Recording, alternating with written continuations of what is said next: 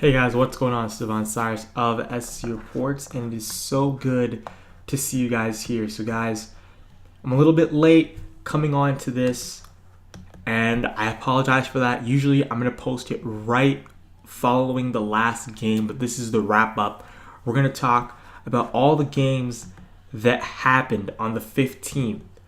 And really quickly, we got to talk about the Indiana Pacers and the Cleveland Cavaliers. And one of my subscribers actually did mention, they think that this is more than just the regular Cavaliers slip at the end of the season. And I think they're talking the truth because they only won by 1 point and got lucky that CJ Miles missed the potential game winner. And Paul George, after the game, said that, hey, I'm the guy that's supposed to take that shot. And you have to give credit to Paul George wanting to be the man, wanting it in his hands. Now, something also to point out is Lance Stephenson. He has been terrific since returning back to where he truly belonged all along with the Indiana Pacers. He had 16 points and 7 rebounds to go along with that. Paul George, whenever he duels LeBron, it's a warfare. He had 29 points, 7 assists, 5 rebounds. So, he did a terrific job. Thaddeus Young almost had a double-double, 8 and 9. And Teague, he has to get a little bit better. He did contribute 15 points, but only 3 of 10 from the field. And he only had 4 assists, which he has to get up. Now, you look at Cleveland side, LeBron James showed up. Like I said, Paul George versus LeBron James, it's always going to be fun. LeBron James put up 32 and 12 assists with 6 rebounds.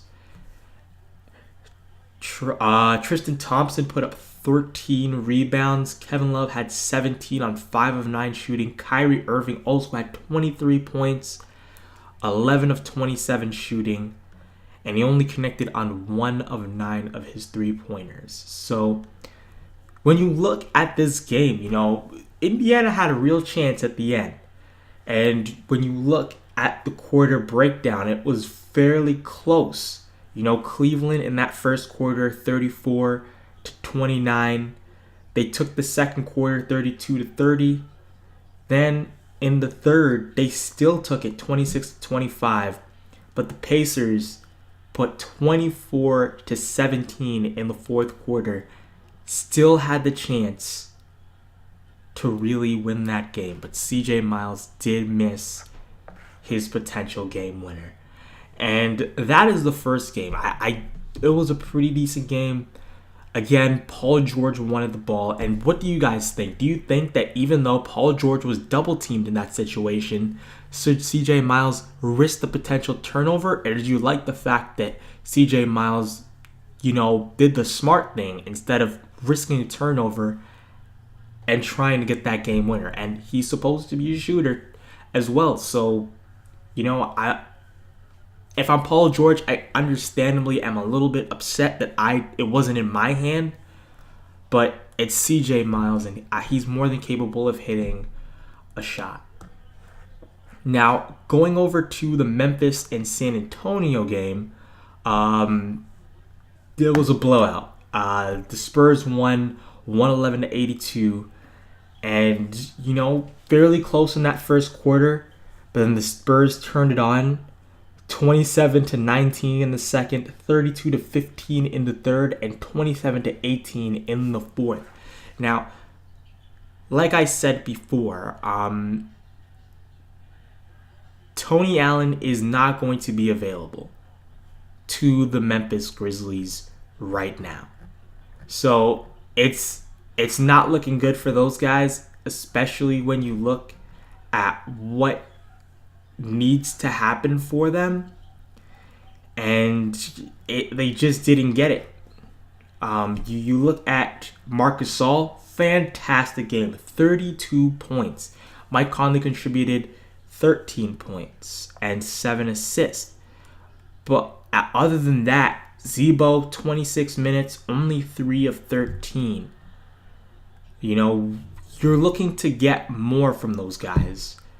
When you look at the Spurs, Kawhi Leonard, 32 points. LaMarcus Aldridge, 20 points. Both of those guys fairly efficient. LaMarcus Aldridge, 8 of 18. Kawhi Leonard, 11 of 14. Tony Parker also had 18 points, 8 of 13 from the floor. These guys were much more balanced. Everybody got involved. Manu Ginobili was actually the only person on the Spurs and Dwayne Dedmon to not score. So everybody really touched the ball that night. And that's Spurs basketball. So I do expect this to be a very short series, especially because their top defender, who usually would guard a guy like Kawhi, even though he's shorter, isn't there. Kawhi's going to take full advantage of that and coast in this series. And, going back to, the Grizzlies, they still don't really have any offense to really counter the balanced attack of San Antonio. So it's going to be a really, really quick series. And really quickly, before I get to the last one, I did the Raptors separately. They're hometown team, so I do that separately because I'm from Toronto. I'm a little bit more invested in those guys. But I'm still going to cover everything else. So Utah and the LA Clippers. So what a game this was. We all know that Rudy Gobert went down in 17 seconds, which was now diagnosed as a knee sprain or hyperextended knee sprain. And we don't know how long Rudy Gobert is going to be out. But considering Kevin Durant suffered a similar injury, it took KD a while to come back. Like, we're talking about 10, 20 games. So what can we expect from Rudy Gobert? Now, again, every injury is different. Will he come back earlier? And really, a lot is riding on Gobert coming back as soon as possible, because he is such a big part of the Utah Jazz. Now, somehow, some way, the Utah Jazz still found a way to win this game, and they won it 97-95. Joe Johnson at the buzzer wins this game for the Utah Jazz. Very, very good stuff. Joe Johnson actually finished with 21 points and went for 9 of 14 from the field. Joe Johnson, 3 of 4 from downtown as well. Gordon Hayward, he had a fantastic game. 19 and 10 rebounds. Going 7 of 18 from the floor. George Hill, someone I said who would be prime for a good series, he went for 16 points on 7 of 13 shooting. So these guys really stepped up in the absence of Rudy Gobert. Now, going to the Clippers side, you look at Blake Griffin, solid 26 points, only 9 of 21, which is not bad. Chris Paul, 10 of 19 for 25 points. DeAndre Jordan, 10 and 15. That's right around where he needs to be, also contributing 3 blocks. So, the Clippers really did have this game. It was tied. We're seeing this more where teams decide that, hey, we're not going to call timeout and allow them to set up their defense, because that just gives them more of a chance to stop us. And you see that happen a lot over the course of March Madness, and now it's coming over to the NBA. It keeps them disorganized, and now, Utah was in a prime position to win that game, and Joe Johnson delivered.